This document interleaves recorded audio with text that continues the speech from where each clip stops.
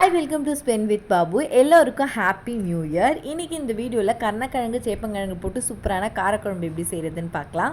ஒரு குக்கரில் கொஞ்சமாக எண்ணெய் ஊற்றிட்டு எண்ணெய் சூடானதோ கொஞ்சமாக கடுகு, ஒரு 4-5 பல் பூண்டு, ஒரு பெரிய வெங்காயம் சேர்த்து நல்லா வதக்குன்னு வதக்கிக்கலாம்.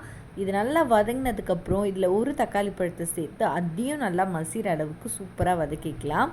தக்காளி நல்லா வதங்கினதும் இந்த குழம்புக்கு தேவையான அளவு உப்பை சேர்த்து நல்லா மிக்ஸ் பண்ணி விட்டுட்டு வீட்டில் அரைச்ச குழம்பு மிளகாய்த்தூள் ஒரு 3 டேபிள் ஸ்பூனுக்கு சேர்த்துக்கலாம்.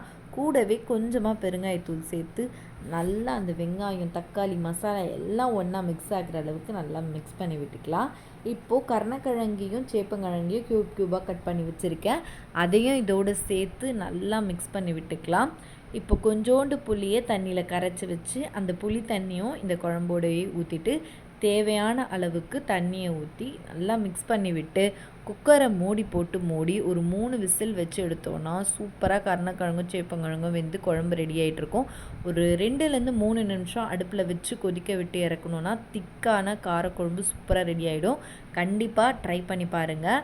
சாப்பாட்டுக்கும் சூப்பராக இருக்கும், டிஃபனுக்கும் சூப்பராக இருக்கும். மறக்காமல் இந்த வீடியோ பிடிச்சா லைக் பண்ணுங்கள். சப்ஸ்கிரைப் பண்ணுன்னா சப்ஸ்கிரைப் பண்ணிக்கோங்க.